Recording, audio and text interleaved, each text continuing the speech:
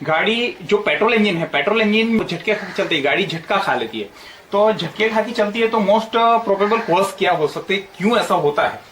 Actually क्या होता है कि जब भी हम एक्सीलेटर गाड़ी को देते हैं तो उस टाइम पे थोड़ा मतलब आपको हेजिटेशन फील करेगा कि गाड़ी में समथिंग कुछ तो रॉन्ग है, गाड़ी एक्सीलरेशन बराबर कर नहीं रही है, गाड़ी जो स्पीड है, पिकअप है, वो नहीं कर रही है। या तो फिर अगर आप इंजन कंपार्टमेंट में आके अगर देखेंगे तो इंजन थोड़ा वाइब्रेट होता होगा, वो आपको दिखेगा। अभी ये प्रॉब्लम जो है, ये प्रॉब्लम आपको फेस मतलब पता चलेगी पेट्रोल पे कम आएगा, इसका मतलब जो इफेक्ट जो है पेट्रोल में कम आएगा। लेकिन अगर वही गाड़ी अगर सीएनजी पे है तो सीएनजी पे क्या हो जाएगा, वो इफेक्ट ज्यादा दिखेगी, आपकी गाड़ी ज्यादा मतलब झटके खाएंगी, झटके तो खाएंगी। लेकिन और एक चीज भी होगा, अगर गाड़ी के अंदर में मिस फायर हो रहा है, मतलब कि मिसिंग हो रही है, फायरिंग नहीं हो रहा है, कोई भी सिलेंडर के अंदर में फायरिंग नहीं हो रही है, कोई भी प्रोबेबल कॉज हो सकता है। तो उस केस में क्या हो जाएगा, गाड़ी 4 सिलेंडर इंजन है, 4 स्ट्रोक इंजन है। 4 स्ट्रोक में क्या होता है कि पहला जो स्ट्रोक है suction, again compressor, then power stroke मतलब एक्सपेंशन होता है और फाइनली एग्जॉस्ट हो जाता है। तो ये 4 स्ट्रोक के बीच में क्या हो जाता है कि सक्शन के टाइम में इनलेट मैनिफोल्ड के अंदर से जो है वो चार्ज अंदर आ जाता है सिलेंडर के अंदर में, चारों सिलेंडर के अंदर में। मतलब उसके जो सीक्वेंस होते हैं, सीक्वेंस जो भी है, मतलब फायरिंग ऑर्डर भी जो आपको देखोगे तो 1 3 4 2 रहता है फायरिंग ऑर्डर। तो वो फायरिंग ऑर्डर के हिसाब से वो उसमें फायरिंग होता है। लेकिन अगर कोई सिलेंडर के अंदर में वीक फायरिंग हो रहा है या फायरिंग नहीं हो रहा है तो उस केस में क्या हो जाएगा कि सक्शन के दौरान जो चार्ज है वो तो अंदर चला गया, अब अंदर तो स्पार्क तो होने वाला नहीं है। जब वो कंप्रेशन होगा, वो चार्ज पूरा प्रेशराइज हो चुका है, अभी इग्निशन होना चाहिए तो पावर स्ट्रोक बनेगा। बाकी के सिलेंडर में हो रहा है, जो सिलेंडर में नहीं हो रहा है उसमें क्या हो जाएगा कि वो चार्ज कॉम्प्रेस्ड बन के पड़ा रहेगा। अभी वो एक्सपांशन स्ट्रोक तो ले लिया, पावर स्ट्रोक तो ले लिया, बाकी के सिलेंडर वर्क कर रहे हैं तो क्या हो जाएगा कि बाकी के सिलेंडर अगर वर्क कर रहे हैं तो अभी ये जो कंप्रेशन वाला चार्ज जो है वो चार्ज एज इट इज रहेगा। अगेन एग्जॉस्ट स्ट्रोक के बाद जब सक्शन स्ट्रोक क्रिएट होगा तो सक्शन के टाइम पे वो चार्ज जो है, वो सिलेंडर जो सक लेने की जगह पे वो चार्ज को बाहर फेंक देगा, बाहर धकेल देगा और एक फाट से आवाज आएगी, आपका एयर फिल्टर का जो पाइप है वो बाहर निकल जाएगा। तो ये क्या हो जाता है कि मिस फायरिंग हो रही है, वहां पे फायरिंग हो नहीं रही है, proper combustion not take place inside the engine, that is the main cause. So ठीक है, ऑप्टिमम कंबशन हो रहा है वहां तक ठीक है, लेकिन जब उसमें मिसिंग ज्यादा हो जाएगा या तो पर्टिकुलर सिलेंडर जो है वो उसमें फायरिंग होता ही नहीं है, तो अभी फायरिंग क्यों नहीं हो रहा है? एक तो इग्निशन कॉइल वीक हो गया है तो फिर फायरिंग नहीं होगा, दूसरा उसका क्वाड जो केबल जो लगी हुई है वो वीक हो गई है, यहाँ तो फिर ईसीएम से जो सिग्नल आता है पल्स का वो अगर वहां से पुअर आ रहा है या वायर कट गई है या कुछ भी डैमेज हो गया है तो फिर मतलब तब स्पार्क नहीं जनरेट करेगा, या तो स्पार्क प्लग डेड हो गया है। चाहे स्पार्क प्लग नए हो फिर भी कभी कभी क्या हो जाता है कि डेड हो जाते हैं स्पार्क प्लग, तो स्पार्क प्लग डेड हो गए हैं। ये सारे प्रोबेबल कॉज है। अनदर साइड से अगर देखेंगे फ्यूल वाला सिस्टम अगर देखा जाए तो फ्यूल पंप नहीं वर्क कर रहा है या फ्यूल पंप प्रेशर नहीं बना रहा है या तो पार्सली फ्यूल डिलीवर कर रहा है, तो उस केस में क्या हो जाएगा, लीन मिक्सचर बन जाएगा।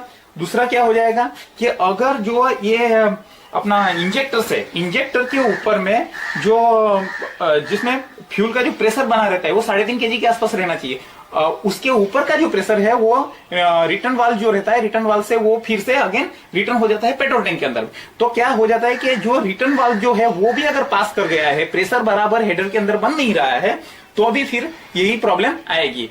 तो इस केस में हो जाएगा। अगर फिर बाकी के सेंसर और एक्चुएटर्स जो भी है वो माल फंक्शन करते हैं तभी भी इस टाइप की प्रॉब्लम आती है। लेकिन एलएलएफ अगर करेंगे, लुक लिसन फील, वो चीज अगर हम देखते हैं गाड़ी के अंदर में, एक तो लुक मतलब एक विजुअल इंस्पेक्शन करेंगे कि भाई गाड़ी का जो है कुछ अंदर में मतलब कंडीशन क्या है, कंडीशन मॉनिटरिंग करेंगे। तो अगर गाड़ी नया ही है तो उसमें फिर सेंसर के कोई इश्यू नहीं आएंगे, नहीवत चांस है उसके सेंसर का इश्यू नहीं आएगा।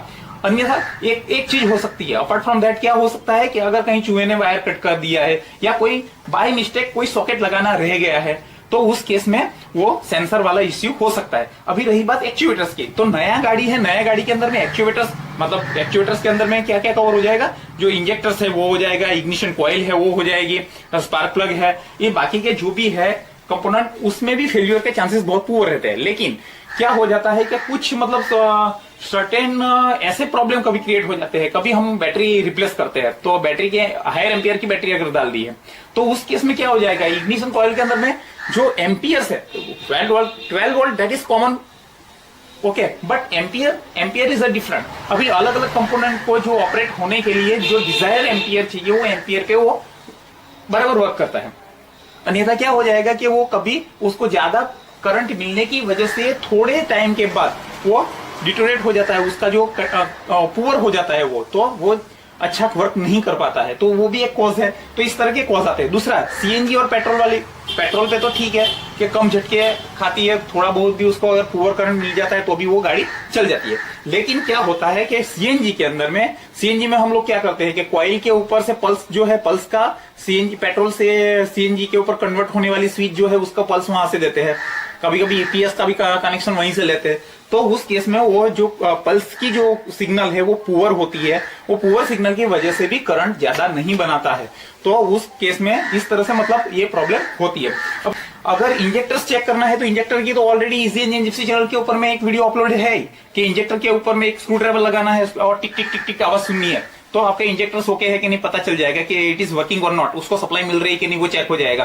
फिर इनलेट मैनिफोल्ड का जो सेंसर्स वगैरह है वो जितने भी है, टीपी सेंसर है, जो भी है बाकी के सेंसर्स क्या वर्क करते हैं, तो एक उसका भी वीडियो अपलोड है। और दूसरा एक जर्किंग के अंदर में आपने देखा होगा कि इंजेक्टर्स सब कुछ ओके था, जिप्सी के अंदर में सब कुछ ओके होने के बावजूद भी गाड़ी झटका खा रही थी। जब फाइनली देखा तो क्या हुआ कि फर्स्ट इंजेक्टर है उसका जो ओरिंग में से पेट्रोल सिपेज होता था, और वो भी क्या इतनी मात्रा में नहीं कि गाड़ी में फायर लग जाए, थोड़ा हल्का फुल्का, लेकिन वहां पे जो फैशन बना था, वो जो वहां पे जो कुछ डिजाइन बन गई थी, उससे पता चल गया कि यहाँ पे सिपेज है। जब पता चला तो मैंने वो वीडियो में कैप्चर भी किया हुआ है वो चीज।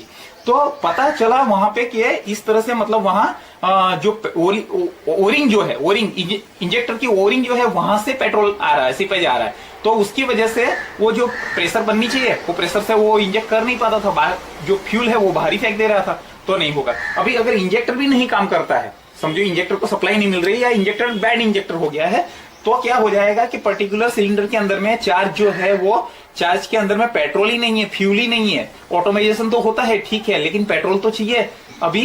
तो वो चार्ज में अगर इग्निशन करने के लिए जो फ्यूल नहीं है, इग्नाइट होने के लिए जो फ्यूल ही नहीं है, तो फिर वो फायर नहीं होता है और वो फिर मिस फायर होता है। उसमें मिस फायर और स्पार्किंग होने के बावजूद भी वहां पे वो सिलेंडर वर्क ही नहीं करेगा, पावर ही नहीं बनाएगा। पावर नहीं बनाएगा मतलब इंजन में वाइब्रेशन क्रिएट हो जाएगा, वो इस तरह से हेजिटेशन आपको फील करेगा। ये गाड़ी के अंदर भी समवॉट सिमिलर इस तरह का प्रॉब्लम क्रिएट हुआ था, लेकिन इसमें जो है वो अभी जो इग्निशन कॉइल है, इग्निशन कॉइल के ऊपर पहले से हम उसको मतलब करंट चेक करेंगे, अगर वो बराबर निकला तो फिर आगे कोड वगैरह और बाकी स्पार्क प्लग वगैरह चेक करेंगे। आइए चलिए इसको मैं खोलता हूं और ये आपको मतलब ये डायग्नोस करने के लिए, तो ये इंजन में जो एयर नॉर्मल कभी वो वाइब्रेशन वगैरह होता है, झटके खाती है गाड़ी। तो चलिए अभी इसमें ये प्रॉब्लम रिजोल्व करने के लिए इसका इग्निशन कॉइल, तो ये फिल्टर के नीचे में है इग्निशन कॉइल, तो फिल्टर पहले रिमूव करना पड़ेगा। तो ये फिल्टर में रिमूव कर देता हूं।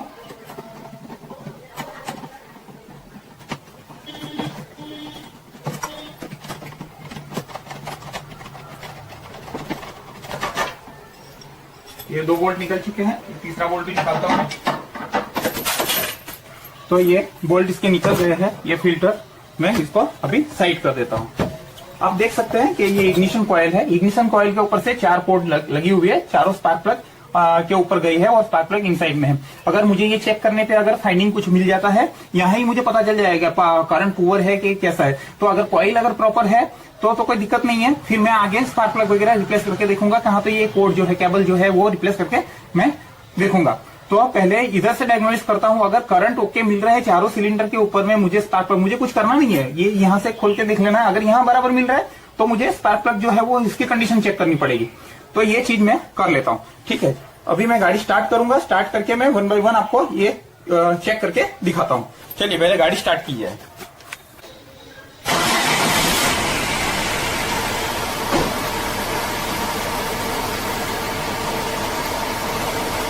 आप देख सकते हैं कि मैंने गाड़ी अभी चालू कर ली है। अगर मैं ये गाड़ी में क्या हो जा रहा है कि आइडियल रनिंग के अंदर में कभी ये गाड़ी जो है वो कभी बंद हो जा रही है, जैसे ही क्लच ऑफ करते ही गाड़ी इंजन बंद हो जा रहा है, एज वेल एज इसमें थोड़ा वाइब्रेशन हल्का फुल्का आ रहा है। अभी ये गाड़ी जो है पेट्रोल पे है तो ये बराबर सही चल रही है, लेकिन अगर यही सीएनजी पे रहेगा तो ये चार्ज जो है वो ये मतलब फायरिंग होता नहीं और बैक चार्ज करके फटाक से आवाज करके जो एयर फिल्टर का जो पाइप है वो निकल सकता है। तो दोस्तों अभी इसमें क्या है कि मैं 1 बाय 1 चेक करूंगा कि कौन सा जो सिलेंडर है उसमें पुअर जा रहा है। तो उसके लिए मुझे ये जो चारों कैप है 1 बाय 1 एक एक निकाल के मैं चेक करूंगा। तो उससे मुझे पता चल जाएगा कि कैसा मतलब वो करंट आ रहा है कि नहीं, ओके है कि नहीं।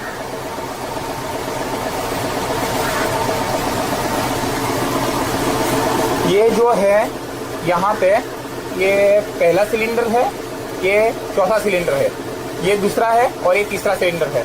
तो पहले मैं ये वाला जो सिलेंडर है उसको मैं रिमूव करता हूँ। यहाँ पे ये आप देख सकते हो कि यहाँ पे करंट ओके मिल रहा है। ये आप देख सकते हो करंट ओके मिल रहा है, ठीक है जी। और मैं अभी दूसरा देता हूँ, ये वाला जो है इसको निकालता हूँ। ये सिलेंडर में क्या है देखते हैं।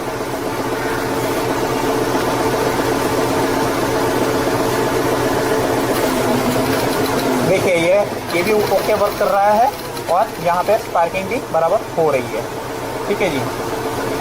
अभी यहाँ पे फर्स्ट सिलेंडर जो है उसको निकालता हूँ मैं, ठीक है जी। ये पहला वाला सिलेंडर है, ये आप देख सकते हो कि यहाँ पे कोई स्पार्किंग नहीं है, मतलब कि पहला सिलेंडर वर्क नहीं कर रहा है। ये आप देख सकते हो कि इसको निकालने पे भी कुछ नहीं हो रहा है, ये देखिए कुछ भी नहीं हो रहा है। अभी फोर्थ वाला सिलेंडर, आखिरी वाला सिलेंडर है, उसको मैं निकालता हूँ। तो ये आप देख सकते हो कि एक सिलेंडर तो यहाँ वर्क नहीं कर रहा है, मतलब इग्निशन कॉइल से ही करंट नहीं आ रहा है, तो आगे तो बढ़ने की सवाल ही नहीं उठता है। ये देखिए दूसरा सिलेंडर, ये चौथा सिलेंडर भी वर्क नहीं कर रहा है, मतलब कि अभी इंजन जो है 2 ही सिलेंडर पे काम कर रहा है। ये आप देख रहे हो 2 ही सिलेंडर पे वर्क कर रहा है इंजन। तो इस तरह से मतलब 2 ही सिलेंडर पे ये इंजन अभी चल रहा है, ठीक है जी।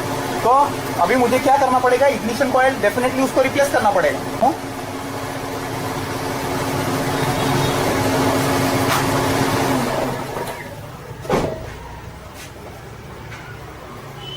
तो अभी मैं ओरिजिनल कॉइल जो वहां पर लगी हुई है उसको पहले तो रिमूव करता हूं।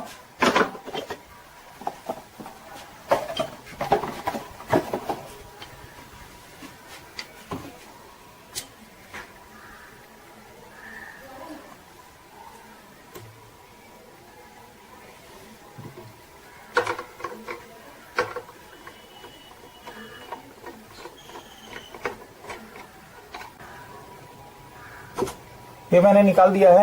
ये 4 पिन का सॉकेट है, लेकिन इसके अंदर में 3 ही केबल आई है। देखिए आप, इसमें जनरली रेड जो रहती है वो 12 वोल्ट पॉजिटिव होती है, एक जो है वो ईसीएम से आई रहती है और एक न्यूट्रल नेगेटिव है। ईसीएम से आई हुई वायर शायद सेंटर पे लगी हुई है। तो ये सॉकेट है, ये 4 वोल्ट मैंने निकाल दिए हैं। अब ये इग्निशन कॉइल, तो ये जो ओरिजिनल कॉइल है, ओरिजिनल कॉइल में आपको बताऊं यहाँ पे, हाँ ये बॉस कंपनी का है, मेड इन चाइना लिखा हुआ है, ठीक है जी। तो ये कॉइल के अगेंस्ट में मैं इसको रिप्लेस करता हूँ, ये वाली कॉइल डालता हूँ। ये देखिए इसके 4 बोल्ट लग चुके हैं, सॉकेट भी मैंने लगा दिया है। और इसके जो ये केबल लगाने के लिए अभी मुझे ये कवर खोलना पड़ेगा। ये कवर खोल देता हूँ तो मुझे सिलेंडर वाइज डालना है, क्योंकि यहाँ पे फर्स्ट सिलेंडर इधर फोर्थ, इधर सेकंड और इधर थर्ड। तो अभी ये केबल तो मिक्स हो गए हैं, तो कंफर्म मुझे पता नहीं चलेगा। तो मुझे कवर निकाल के फिर मैं ये केबल डाल के स्टार्ट करके बताता हूँ।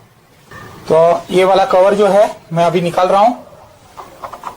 इसमें क्या होता है कि जब गाड़ी को मतलब आइडियल रनिंग में है तो कभी कभी मतलब बंद हो जाएगी, या फिर क्या हो जाएगा कि आइडियल रनिंग में है तब झटका नहीं खाएगी। जैसे ही गाड़ी को अगर सेकंड गियर में वो जब भी लोड आएगा उसके ऊपर, उस टाइम पे एक्सीलरेटर देने जाओगे तो वहां से फिर वो गाड़ी आगे लोड लेगी नहीं, और थोड़ा आपको ऐसा लगेगा कि गाड़ी चल नहीं रही है और गाड़ी स्पीड भी नहीं पकड़ेगी, मतलब मिसफायरिंग वगैरह है। तो इस तरह का चीज आपको फील होगा। तो उसके लिए फिर ये सब चीज करना पड़ेगी, जो है फ्यूल पंप है, और फिर वो जो रिटर्न वाल्व जो है, फ्यूल रिटर्न वाल्व, वो हेडर का जो प्रेशर है वो 3.5 kg के ऊपर नहीं बन रहा है तो पुअर जा रहा है, कोई इंजेक्टर नहीं काम कर रहा है, या फिर इंजेक्टर को सप्लाई नहीं मिल रही है, स्पार्क प्लग कोई चला गया है, या फिर इग्निशन कॉइल फॉल्टी हो गई है, या फिर कोई सेंसर के अंदर में प्रॉब्लम है।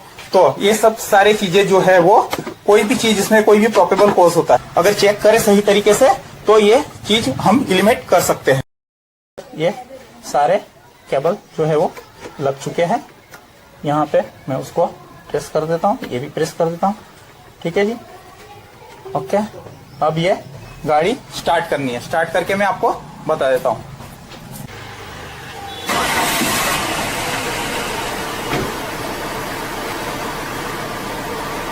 अब आप देख सकते हो